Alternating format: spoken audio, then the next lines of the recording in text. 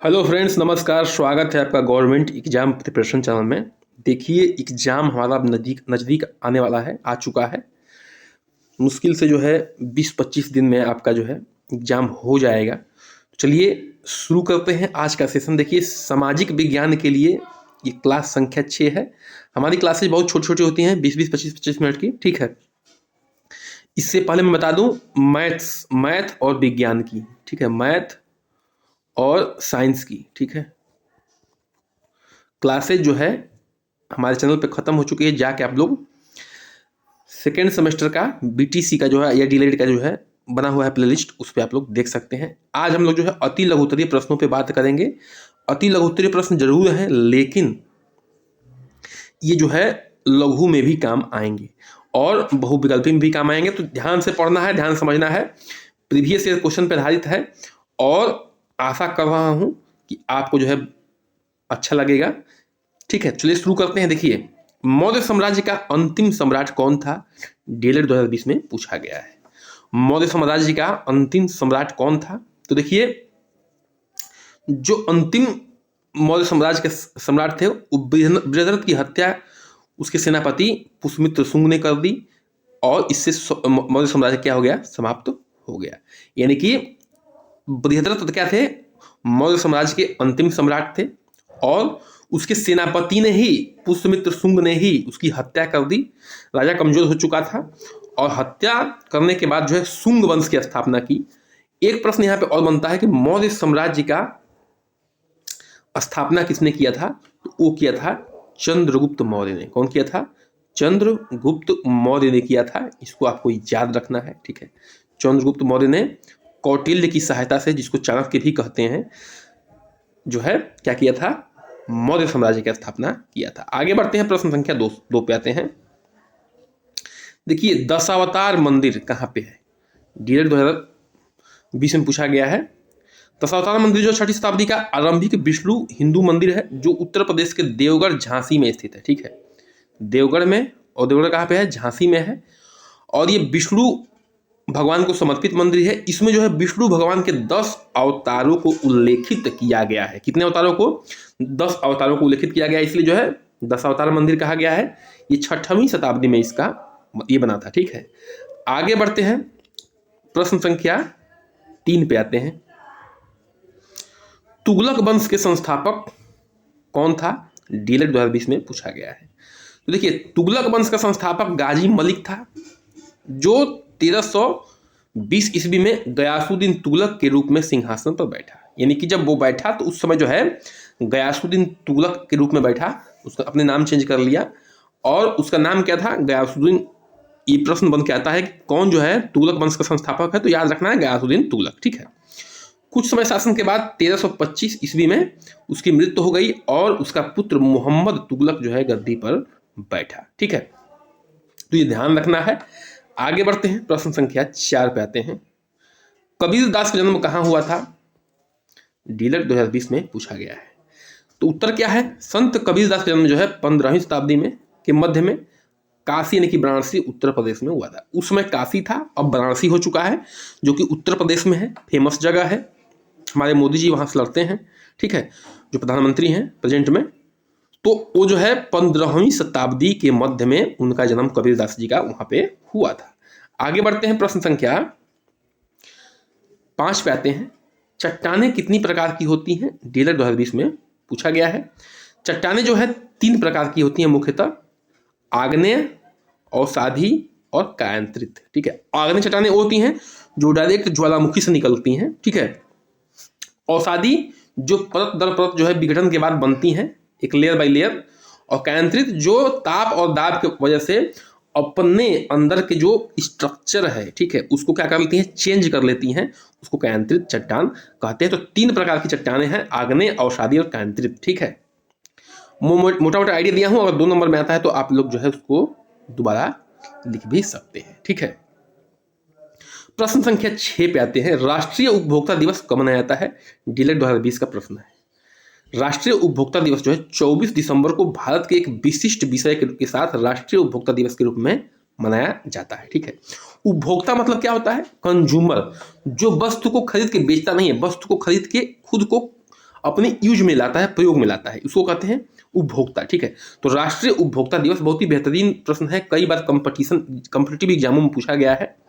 24 दिसंबर को मनाया जाता है। इस दिन उपभोक्ता संरक्षण अधिनियम 1986 को राष्ट्रपति की सहमति प्राप्त हुई थी। आगे बढ़ते हैं, प्रश्न संख्या 7 पे आते हैं। हरित क्रांति किससे संबंधित है, डीएलएड 2020 में पूछा गया है। तो देखिए, हरित क्रांति का संबंध जो है कृषि क्षेत्र से है। नॉर्मन बोरलॉग हरित क्रांति के प्रवर्तक माने जाते हैं। नॉर्मन बोरलॉग साहब को विश्व स्तर पे हरित क्रांति का प्रवर्तक माना जाता है। एक्चुअल में हुआ था क्या, इसमें उच्च क्वालिटी के बीज की खोज की गई थी, उच्च क्वालिटी के उर्वरक की खोज की गई थी, सिंचाई की सुविधाओं को बढ़ाया गया था और अंत में हमें जो उत्पादन में एक क्रांतिकारी परिवर्तन देखने को मिला था। ठीक है, इसलिए इसे क्या कहते हैं, हरित क्रांति कहते हैं। लेकिन भारत में हरित क्रांति लाने का श्रेय जो है सी सुब्रमण्यम हो जाता है। MS स्वामीनाथन एक ऐसे जाने माने वनस्पति विज्ञानी थे जिन्होंने हरित क्रांति लाने के लिए सी सुब्रमण्यम के साथ काम किया था। ठीक है, स्वामीनाथन साहब ने सुब्रमण्यम साहब के साथ काम किया था, तो स्वामीनाथन साहब का भी बहुत बड़ा रोल है हरित क्रांति में। भारत के हरित क्रांति की बात हो रही है उसमें। ठीक है, प्रश्न संख्या 8 पे आते हैं।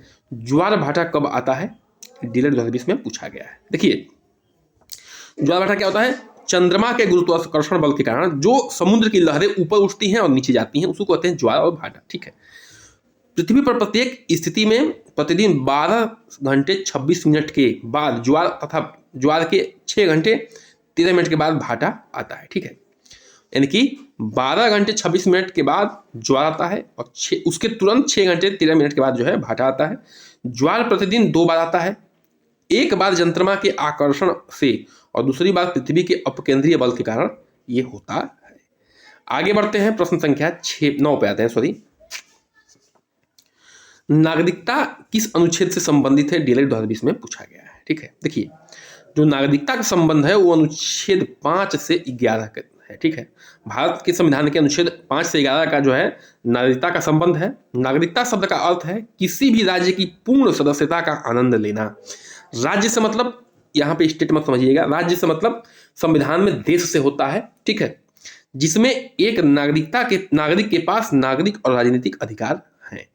और कोई देश का नागरिक है तो उसके पास जो है नागरिक की क्या मूलभूत आवश्यकताएं हैं, क्या जरूरतें हैं, सब कुछ जो है ये सरकार की जिम्मेदारी है। क्या अधिकार है, ये भी राजनीतिक अधिकार, सब कुछ जो है वहाँ की संविधान उसे प्रोवाइड करती है। खिलजी वंश के 2 शासकों का नाम आपको बताना है, डीएलएड 2020 में पूछा गया है। ठीक है, प्रश्न बहुत ही आसान होते हैं, लेकिन आपको बता दूं कि अगर ढंग से आपने नहीं पढ़ाई की है तो बीटीसी में बहुत बच्चे फेल भी होते हैं, बीएड से अधिक फेल होते हैं, क्योंकि बीएड में तो लिख के कुछ भी आया हो जाता है काम, लेकिन इसमें जो है ऑब्जेक्टिव टाइप का होता है, एकदम स्पेसिफिक होकर लिखते हैं तभी आपको उत्तर मिलता है। उत्तर नंबर भी खूब मिलते हैं अगर अच्छे पढ़ने में अब मेहनत किए हैं तो, और नहीं तो दिक्कत भी होती है। दिल्ली सल्तनत जो है 1290 से 1320 ईस्वी में खिलजी राजवंश का रहा। जलालुद्दीन खिलजी का शासनकाल 1290 से 1296, अलाउद्दीन खिलजी 1296 से 1316 ईस्वी। ठीक है, जलालुद्दीन खिलजी ने क्या किया था, खिलजी वंश की स्थापना किया था। प्रश्न संख्या 11 पे आते हैं। ठीक है, स्थानीय पवन किसे कहते हैं, डीएलएड 2020 में पूछा गया है। देखिए, स्थानीय धरातलीय बनावट, तापमान एवं वायुदाब की विशिष्ट स्थिति के कारण संभवतः प्रचलित पवनों के विपरीत प्रवाहित होने वाली पवनें स्थानीय पवनों के रूप में जानी जाती है। इनका प्रभाव अपेक्षाकृत छोटे क्षेत्रों पर पड़ता है। जो स्थानीय पवनें होती हैं छोटे क्षेत्रों में होती हैं, नाम से ही क्लियर है। ठीक है, ये क्षोभ मंडल की सबसे नीचे की परतों तक सीमित रहती है, यानी कि क्षोभ मंडल है। क्षोभ मंडल क्या होता है, वायुमंडल जो है कई प्रकारों में बटा हुआ है, जो निचला सबसे स्तर है जो पृथ्वी से चिपका हुआ है उसको क्या कहते हैं, क्षोभ मंडल कहते हैं। ठीक है, अच्छा एक और बात कि जो स्थानीय पवन हो गया, अस्थायी पवन क्या होती है। अस्थायी पवन जो है वो पवन होती है जो किसी विशेष क्षेत्र में वर्षों तक बहती रहती है। ठीक है, तो उसको क्या कहते हैं, अस्थायी है, उस क्षेत्र की अस्थायी पवन है। आगे बढ़ते हैं, प्रश्न संख्या 12 पे आते हैं। सल्तनत काल का अंतिम सुल्तान कौन था। ठीक है, बीटीसी 2019 में पूछा गया। देखिए, जो भी मैं प्रश्न बता रहा हूं ये किसी ना किसी रूप में आपको एग्जाम में मिल जाएंगे। मैं इसलिए कह रहा हूं कि देखिए, हर एक एग्जाम का चाहे 10 हो 11 हो 10 हो 12 हो या बीए हो, कोई भी हो, एमए हो या बीटीसी हो, बीएड हो, एक फिक्स पैटर्न होता है, उससे अगर हट के ज़्यादा पूछते हैं तो बच्चे बहुत ज़्यादा फेल हो जाते हैं, ठीक है। तो उस फिक्स पैटर्न से ज़्यादा हट नहीं सकते हैं, और मैं जो एक्स्ट्रा पॉइंट बता रहा हूँ वो भी आपके लिए क्या है, कारगर साबित होगा। सल्तनत काल का अंतिम सुल्तान कौन था? देखिए, लोदी राजवंश दिल्ली सल्तनत का अंतिम राजवंश था, जिसकी स्थापना जो है बहलोल खान लोदी ने की थी। लोदी वंश जो है अंतिम राजवंश था सल्तनत का, इसकी स्थापना किसने की थी? बहलोल लोदी ने। हालांकि ये प्रश्न नहीं पूछा गया है, लेकिन ये प्रश्न बन के आ सकता है कि लोदी वंश की स्थापना किसने की थी, तो बहलोल खान लोदी ने की थी। देखिए, इब्राहिम लोदी जो है 1526 में मरा था, 21 अप्रैल को, दिल्ली सल्तनत का अंतिम सुल्तान था। तराइन के युद्ध में बाबर और इब्राहिम लोदी का युद्ध हुआ था, बाबर ने इब्राहिम लोदी को हरा दिया था, इसकी मृत्यु भी हो गई थी युद्ध के मैदान में। उसके बाद जो है वहाँ यहाँ पर उसने मुगलों का शासन शुरू किया था बाबर ने 1526 से। आगे बढ़ते हैं, 13 पे आते हैं प्रश्न संख्या। अशोक ने किस धर्म की राजाश्रय प्रदान की थी? ठीक है, ये ने होगा, सॉरी। अशोक ने किस धर्म को राजाश्रय प्रदान की थी, यानी कि राज्य में उसको राज्य में दर्जा मिला था उस धर्म को। देखिए, उसने बौद्ध धर्म को राजाश्रय प्रदान किया था, लेकिन बौद्ध धर्म के बारे में थोड़ा जान लेते हैं। अशोक के संबंध में बौद्ध धर्म को थोड़ा हम लोग यहाँ पे जानने की कोशिश करते हैं। देखिए, उन्होंने महान बौद्ध धर्म को अपना धर्म स्वीकार कर लिया। देखिए, कलिंग के युद्ध के बाद उसमें देखा कि बहुत लोगों का, लाखों लोगों का जो है कत्ल हुआ है, लाखों लोग मारे गए हैं। उसके बाद जो है वो अशोक का मन थोड़ा हताहत हुआ, और अब जो है राज्य विस्तार से हट के थोड़ा सा धर्म की ओर और अच्छे कार्यों की तरफ उन्होंने अपना मन को जो है चेंज किया, परिवर्तित किया। सिंघली अनुश्रुति दीपवंश महावंश के अनुसार सम्राट अशोक को अपने शासन के 14वें वर्ष में निगोथ नामक भिक्षु द्वारा बौद्ध धर्म की दीक्षा दी गई थी। ठीक है, निगोथ नामक बौद्ध भिक्षु ने अशोक को ये दीक्षा दी थी। प्रश्न संख्या 14 पे हम लोग आते हैं। ठीक है, अजंता वर्तमान भारत के किस राज्य में स्थित है? आसान सा प्रश्न है, महाराष्ट्र में स्थित है। ठीक है, देखिए, ये गुफाएं अजंता नामक गांव के सन्निकट स्थित हैं। अजंता गुफाएं क्यों कहते हैं? क्योंकि ये अजंता नामक गांव है। अजंता नामक क्या है? ये गांव है, उसके निकट स्थित है, जो महाराष्ट्र के औरंगाबाद जिले में है। जिला भी याद कर सकते हैं आप, क्योंकि जिला भी पूछ सकता है। आज के एग्जाम में कुछ भी पूछ सकता है, उसकी भी मजबूरी है। क्या पूछे बताइए? इतने लोग पढ़ लिए, इतने मटेरियल हो गया है, इतना सब कुछ हो गया है कि अगर आसान प्रश्नों को पूछेगा तो लोग जो है तुरंत जवाब दे देंगे। ठीक है, और उसको जो है तो छांटना है। सब जानते हैं कि सब पढ़े लिखे हैं, सब अच्छे व्यक्ति हैं, सब काम को कर लेंगे, लेकिन छांटने के लिए कुछ ना कुछ कला तो एग्जामिनर को लगाना पड़ेगा। ठीक है, हम अन्य कंपटीशन की बात कर रहे हैं, यहाँ बीटीसी की बात नहीं कर रहे हैं। दिल्ली सल्तनत के किन्हीं 2 राजवंशों के नाम लिखिए। ठीक है, देखिए, दिल्ली सल्तनत के राजवंशों के नाम 2 पूछा है, मैं कई बता दे रहा हूँ। 5 वंश थे दिल्ली में मुख्यतः। गुलाम वंश 1206 से 1290 तक, खिलजी वंश 1290 से 1320 तक, तुगलक वंश 1320 से 1414 तक, सैयद वंश 1414 से 1451 तक, लोदी वंश 1451 से 1426 तक। प्रश्न ये बन के आता है कि किस वंश ने दिल्ली सल्तनत पे सबसे अधिक शासन किया था? तो देखिए, ये गुलामों की बात कर रहा हूं मैं, तो तुगलक वंश ने सबसे अधिक शासन किया था, यह ध्यान रखना है। आगे बढ़ते हैं, प्रश्न संख्या 16 पे आते हैं। हर्षकालीन 2 शिक्षा केंद्रों का नाम लिखिए। बीटीसी 2019 में पूछा गया है। जो हर्षकाल के 2 शिक्षा केंद्र थे उनका नाम बताना है। तो देखिए, तक्षशिला और नालंदा। ठीक है, ये 2 प्रमुख केंद्र थे। आगे बढ़ते हैं, प्रश्न संख्या 17 पे आते हैं। देखिए, इतने कम समय में हम 30 प्रश्नों का जवाब देंगे। ठीक है, 30 प्रश्न जो है आपके धड़ाधड़ क्लियर हो जाएंगे। किस अक्षांश रेखा को भूमध्य रेखा कहा जाता है? बीटीसी 2019 में पूछा गया है। देखिए, ये पृथ्वी है, ये सब क्या होते हैं? अक्षांश होते हैं। और ये सब क्या होते हैं? अक्षांश, जो ऐसे होता है। ठीक है, और जो 0 डिग्री होता है वही क्या होता है? वो होता है आपका भूमध्य रेखा। तो भूमध्य रेखा को 0 डिग्री अक्षांश रेखा माना जाता है। जो पृथ्वी के बीचों बीच से काटती है अक्षांश रेखाएं, उसे क्या कहते हैं? भूमध्य रेखा कहते हैं। भूमध्य रेखा को उत्तरी ध्रुव की ओर सभी दूरियां उत्तरी अक्षांश, और दक्षिण की ओर जो है ध्रुव की ओर सभी दूरियां दक्षिणी अक्षांश कहते हैं। ठीक है, लेकिन देखिए, जो ऊपर क्या है उत्तरी अक्षांश है, और नीचे क्या है? सब दक्षिणी अक्षांश है। इतना सबको क्लियर होगा। ध्रुवों की ओर बढ़ने पर भूमध्य रेखा के अक्षांश का मान बढ़ता जाता है, और ध्रुवों के अक्षांश का मान 90 है। ठीक है, जो इसका अक्षांश का मान वो क्या है? 90 है। जो यहाँ पे वो क्या है? 0 डिग्री है। देखिए, इस तरह से एंगल का नाप होता है। ठीक है, तो यहाँ पे एकदम सीधा हो जाएगा, तो क्या हो जाएगा? ये 90 डिग्री हो जाएगा। ठीक है, ध्यान रखना है आपको। आगे बढ़ते हैं। अपक्षय क्या है? ये डीएलएड 2019 में पूछा गया है कि अपक्षय क्या है। देखिए, अपक्षय में कि वेदरिंग अंग्रेजी में कहते हैं, वह प्रक्रिया है जिसके द्वारा पृथ्वी की सतह पर मौजूद चट्टानों में टूट फूट होती है। यह अपरदन से अलग है, क्योंकि इसमें टूटने से निर्मित भू पदार्थों का एक जगह से दूसरी जगह स्थानांतरण या परिवर्तन नहीं होता है। देखिए टूटने से मतलब क्या होता है, टूटता कई प्रकार से है। बहुत ज़्यादा देखिए, जैसे राजस्थान का क्षेत्र हो गया, बहुत ज़्यादा गर्मी हो गई तो दिन में चट्टान क्या हो गया, बहुत गर्म हो गया तो फैलेगा, एक्सपेंड करेगा। रात में बहुत ज़्यादा ठंडी हो गई तो सिकुड़ेगा, ठंडा में सिकुड़ेगा और गर्मी में फैलेगा। फैलना सिकुड़ना, फैलना सिकुड़ना क्या होता है, उसमें जो है क्रेक आ जाता है, धीरे धीरे टूटने लगता है। इसी तरह से जो है उसको वेदरिंग कहते हैं। ये तो फिजिकल हो गया। एक और होता है पानी अगर उसमें चला गया, बर्फ जम गया, फिर पिघला, बर्फ जम गया, फिर तो बर्फ जमने से क्या होता है, वहाँ का वॉल्यूम बढ़ जाता है तो दबाव डालता है, तो वहाँ भी चट्टान क्रेक होने के चांस होते हैं। इसको कहते हैं अपक्षय। केमिकल अपक्षय भी होता है, कई तरीके का होता है, लेकिन यहाँ पे मोटा मोटा मैं आपको आइडिया एक दे दे रहा हूँ। प्रश्न संख्या 19 पे आते हैं। वायुमंडल की सबसे निचली परत क्या नाम है? अभी बात किया था कि देखिए क्षोभ मंडल जो होता है वायुमंडल की सबसे निचली परत है, ठीक है। और बहिर्मंडल क्या है? वायुमंडल की सबसे ऊपरी परत है। तो बहिर्मंडल के बारे में नहीं पूछा गया, लेकिन बता रहा हूँ, जो बहिर्मंडल है सबसे ऊपरी परत है, क्षोभ मंडल जो है सबसे निचली परत है। सबसे सघन परत कौन सी है? तो क्षोभ मंडल, ये ध्यान रखना है। यह वायु की पतली परत होती है। देखिए बहिर्मंडल की बात हो रही है। हल्की कैसे होती है? जैसे हीलियम हाइड्रोजन। देखिए हीलियम हाइड्रोजन जो होती है वो बहुत हल्की होती है, तो इसलिए वो उड़ के कहाँ चली जाती है? बहिर्मंडल में निकल जाती है, ठीक है। और ये जो है अंतरिक्ष में तैरती रहती है। आगे बढ़ते हैं, प्रश्न संख्या 20 पे आते हैं हम लोग। विश्व का सबसे गहरा महासागर गर्त का नाम क्या है? ठीक है, विश्व का सबसे महासागरीय गहरी महासागरीय गर्त का नाम बताना है, सब जानते हैं। प्रशांत महासागर क्या है? दुनिया का सबसे बड़ा महासागर है, ध्यान रखना है। प्रशांत महासागर दुनिया का सबसे बड़ा महासागर है और पृथ्वी के महासागरीय विभाजनों में सबसे गहरा भी है। यह महासागर दुनिया का सबसे गहरा महासागर है, ठीक है, गहरा महासागर भी है, ठीक है। दुनिया का सबसे गहरा महासागर इन द सेंस कि औसत गहराई सबसे अधिक है किसकी? प्रशांत महासागर की।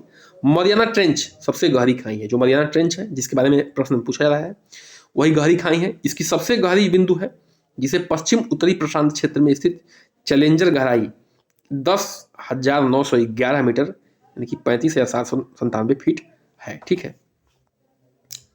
आगे बढ़ते हैं, प्रश्न संख्या 21 पे आते हैं। मूल अधिकारों को किन परिस्थितियों में स्थगित किया जा सकता है? डीएलएड 2019 में पूछा गया, अच्छा प्रश्न है। देखिए अनुच्छेद 19 में क्या उल्लिखित है कि 6 मौलिक अधिकारों को उस समय स्थगित किया जा सकता है जब युद्ध या विदेशी आक्रमण के आधार पर राष्ट्रीय आपातकाल की घोषणा की गई हो। तो 6 मौलिक अधिकारों को जो है अनुच्छेद 19 के तहत क्या किया जा सकता है? स्थगित किया जा सकता है। उन्हें सशस्त्र बल विद्रोह आंतरिक आपातकाल के आधार पर स्थगित नहीं किया जा सकता, ठीक है। आंतरिक आधार पर नहीं, लेकिन बाह्य विद्रोह पे युद्ध की स्थिति में क्या किया जा सकता है? स्थगित किया जा सकता है। ये भी अच्छा प्रश्न है। देखिए अति लघु उत्तर में ये प्रश्न पूछे गए हैं, लेकिन मैं बार बार कह रहा हूँ कि आप जो है जिस तरह से मैं आपको एक्सप्लेन कर रहा हूँ, लघु में भी इन बातों को आप लोग लिख सकते हैं, ठीक है। संवैधानिक उपचारों के अधिकार के अंतर्गत न्यायालय कितने प्रकार के लेख जारी करती है? मात्र इतना पूछा गया है, लेकिन हम 2 नंबर के स्तर से पढ़ें तो इसको देखिए, अनुच्छेद 32 आर्टिकल 32 के तहत सर्वोच्च न्यायालय और अनुच्छेद 226 के तहत उच्च न्यायालय। देखिए अनुच्छेद 32 के तहत कौन? सर्वोच्च न्यायालय यानी कि सुप्रीम कोर्ट, और अनुच्छेद 226 के तहत कौन? उच्च न्यायालय, ठीक है। व्यक्ति के मौलिक अधिकारों का प्रवर्त करने के 5 प्रकार की रीट जारी कर सकता है। रीट कितने प्रकार के होते हैं? 5 प्रकार की होती है। ये भी प्रश्न आ सकता है, कौन कौन सी होती है? परमादेश, बंदी प्रत्यक्षीकरण, यथा वारंटो, उत्प्रेषण और निषेध। ये 5 प्रकार की हैं, इनको आप लोगों को याद रखना है। आगे बढ़ते हैं, 23 पे आते हैं प्रश्न संख्या, ठीक है। मुद्रास्फीति के किन्हीं 2 प्रकारों का नाम बताइए, डीएलएड 2019 में पूछा गया है। मुद्रास्फीति के किन्हीं 2 प्रकारों के नाम बताइए, ठीक है। देखिए जब मांग और आपूर्ति में असंतुलन पैदा होता है तो वस्तुओं और सेवाओं की कीमतें बढ़ जाती हैं। मांग और असंतुलन में, मांग और आपूर्ति में असंतुलन पैदा होता है तो वस्तु कीमतें तो बढ़ती है घटती है, ठीक है। कीमतों की इस वृद्धि में मुद्रास्फीति कहते हैं, ठीक है। अगर कीमतें बढ़ जाती हैं तो मुद्रास्फीति हो गई। मुद्रा जो है कि मांग घट गई, ठीक है, मुद्रा की मतलब कि वैल्यू घट गई, ठीक है। भारत सरकार मुद्रास्फीति की गणना 2 मूल्य सूचियों पर आधार पर करता है, थोक मूल्य सूचकांक यानी कि होल प्राइस इंडेक्स और एवं उपभोक्ता मूल्य सूचकांक यानी कि कंज्यूमर प्राइस इंडेक्स, ठीक है। और मुद्रास्फीति कितने प्रकार की होती है? तो देखिए मुख्यतः 2 प्रकार की होती है, एक धीरे बढ़ती है, ठीक है, हाँ, और एक जो है बहुत तेजी से बढ़ती है, ठीक है। तो मुख्यतः जो है 2 प्रकार की मुद्रास्फीतियों का यहाँ पे जिक्र होता है, ठीक है। देखिए एक होता है हाइपर इन्फ्लेशन, ठीक है, हाइपर इन्फ्लेशन और एक होता है क्रीपिंग इन्फ्लेशन। ठीक है, क्रीपिंग इन्फ्लेशन।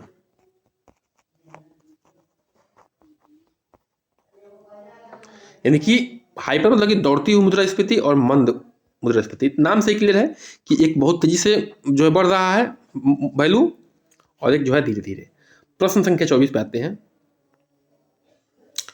उपभोक्ता संरक्षण अधिनियम कब पास हुआ था? ठीक है, देखिए अब ये डेट पूछ रहे हैं कि उपभोक्ता संरक्षण अधिनियम कब पास हुआ था। देखिए 24 दिसंबर 1986 को तत्कालीन प्रधानमंत्री राजीव गांधी की पहल पर उपभोक्ता संरक्षण विधेयक संसद में पारित किया गया और राष्ट्रपति द्वारा हस्ताक्षर होने के बाद देश भर में उपभोक्ता संरक्षण अधिनियम लागू हुआ। ठीक है, तो 1986 और 24 दिसंबर डेट याद रखना है। उपभोक्ता संरक्षण दिवस कब मनाया जाता है? 24 दिसंबर को मनाया जाता है। कब पारित हुआ? तो 1986 में पारित हुआ। इतना आपको दिन याद रहना चाहिए। लेकिन एक और चीज याद रख सकते हैं तो भी ठीक, नहीं याद रखेंगे तो भी ठीक। 1993 और 2002 में संशोधन भी इसमें हुआ इस बिल में। ठीक है, 25 पे आते हैं।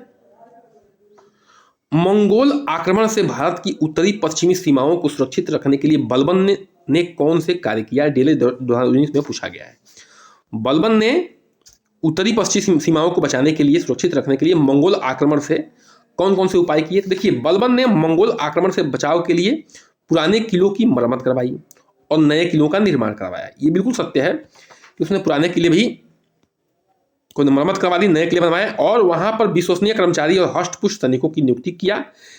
उनके लिए शस्त्र और भोजन का भी उपलब्ध करवाया। ठीक है, तो जो है अच्छी तैयारी की ताकि जो है वहां पे मंगोल ना आ सके, क्योंकि मंगोल जो है उस समय बहुत खतरनाक विदेशी आक्रमणकारी थे।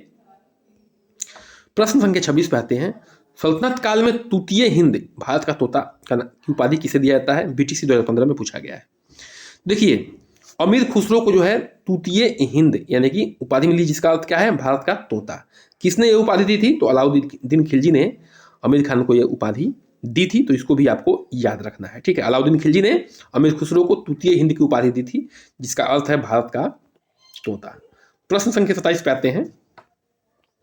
शिवाजी किस समय सरसुबदार, ठीक है, किसे कहा जाता था? शिवाजी के समय सरसुबदार किसे कहा जाता था? ठीक है, देखिए जो सरसुबदार होता था उस समय का किसी विशेष क्षेत्र का सेनापति या प्रतिनिधि हुआ करता था, उससे क्या कहते थे? सरसुबदार कहा करते थे। सरसुबदार जो है किसी विशेष क्षेत्र का सेनापति या प्रतिनिधि हुआ करता था। प्रश्न संख्या 28 पे आते हैं। 6वें संशोधन में अनुच्छेद 21A में जोड़ा गया शिक्षा का अधिकार क्या है? बीटीसी 2015 में पूछा गया है। जो शिक्षा का अधिकार 6वें संशोधन में जोड़ा गया 21A में, उसका मतलब क्या है बताना है आपको। देखिए 86वें संशोधन अधिनियम 2002 में हुआ था, 21A में जोड़ा गया था। यह प्रावधान करता है कि राज्य विधि बनाकर 6 से 14 वर्ष के सभी बालकों के लिए निःशुल्क शिक्षा अनिवार्य के लिए अपबंध करेगा। यानी कि 6 से 14 वर्ष के बच्चों को राज्य जो है यानी कि देश निःशुल्क शिक्षा की व्यवस्था करेगा और करती भी है। जो प्राइमरी, सरकारी प्राइमरी और मिडिल की व्यवस्था चलती है उसमें आप देखते होंगे, उसमें जो है फ्री शिक्षा चलती है 6 से 14 वर्ष के बच्चों को। आंगनबाड़ी भी वही उसी व्यवस्था में आता है और मुफ्त भोजन भी दोपहर का कराया जाता है बच्चों को। ठीक है, दूध की व्यवस्था होती है हफ्ते में एक बार और फल की भी व्यवस्था होती है हफ्ते में एक बार। ठीक है, समवर्ती सूची किसे कहते हैं? बीटीसी 2015 में पूछा गया है। समवर्ती सूची अथवा तीसरी सूची, 7वीं अनुसूची, भारत के संविधान की 7वीं अनुसूची में दिए गए 52 विषय, हालांकि अंतिम विषयों को 47वां स्थान दिया गया है, की सूची है। ठीक है, इसमें राज्य और केंद्र सरकार दोनों साझा अधिकारों को वर्णित किया गया है। यानी कि जो राज्य है और केंद्र सरकार है उनके दोनों के साझा अधिकारों का बात वर्णन किया गया है। यानी कि दोनों जो है केंद्र भी और राज्य भी दोनों इस पे काम कर सकते हैं।